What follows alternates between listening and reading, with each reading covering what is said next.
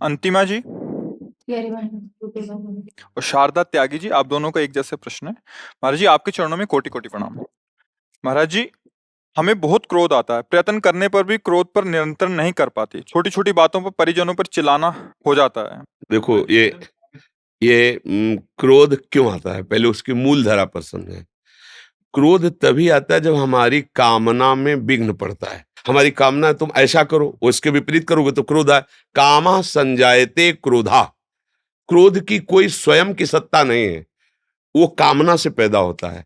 अब हमको देखना है कि हमारा कर्तव्य उसके प्रति क्या है। क्रोध को शांत करने के लिए एक ही उपाय है। जैसे आप आए हो, हम संत हैं, तुम्हारा हमारे प्रति क्या कर्तव्य है, ये हम देखेंगे तो हमें गुस्सा आ जाएगा।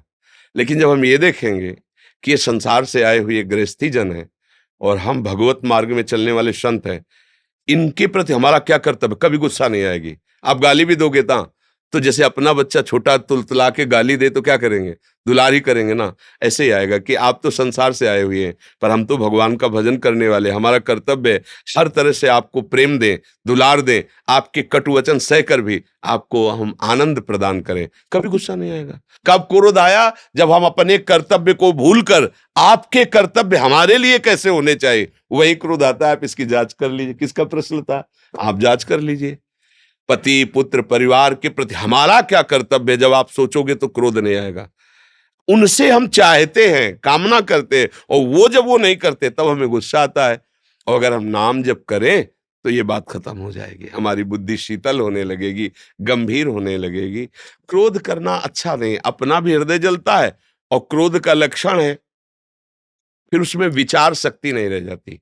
सबसे पहला काम क्रोध क्या करता है, स्मृति का नाश करता है। कामा संजायते क्रोधा, क्रोधा स्मृति विभ्रमा, और स्मृति भ्रंशा बुद्धिनाशो, बुद्धिनाशात प्रणश्यते। इसलिए मुझे लगता है कि क्रोध को मिटाने के लिए सबसे पहली बात है, अब वो सामने वाला जो वर्ताव कर रहा है इस समय मेरा क्या कर्तव्य है। अगर ऐसा आप सोचोगे तो कभी क्रोध आप पे हावी नहीं हो पाएगा। जब हम ये सोचते हैं कि इसका कर्तव्य था, ये नहीं किया, और अपने कर्तव्य का हम ध्यान नहीं देते, तब हमें क्रोध आ जाता है। अच्छा, क्रोध आना और क्रोध का नाटक करना, दोनों में अंतर है। किन्हीं किन्हीं को क्रोध का नाटक करना ही चाहिए। जैसे पिता है, माता है, वो बच्चों को अतिशय दुलार करता है, पर उसे क्रोध का नाटक करना पड़ेगा। समय से उनको भोजन दीजिए, वस्त्र दीजिए, आवश्यकता की पूर्ति कीजिए, और निरीक्षण परीक्षण करके तुम्हारी नजर इतनी शासन पूर्वक होनी चाहिए, क्रोध नहीं है। हाँ, इस समय तुम कहाँ थे, 1 घंटा से गायब थे आप। मतलब जांच होनी चाहिए, और लगना चाहिए कि गुस्सा आ रही, पर गुस्सा नहीं होना चाहिए। वो उनके सुधार के लिए है। जैसे अपने राजकीय विधान के हैं, तो ऐसा थोड़ी है कि सबको शास्त्र का ज्ञान नहीं है या भजन करने वाले नहीं, सब ज्ञान है।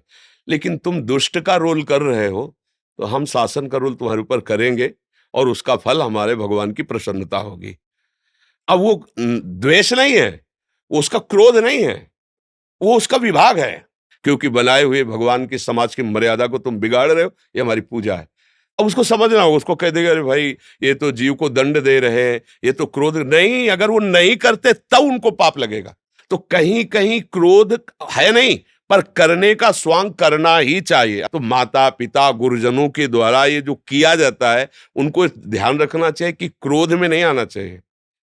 क्रोध को दबा करके क्रोध का स्वांग करोगे तो बढ़िया बात बन जाएगी, और वो स्वांग आपका प्रभावशाली होगा।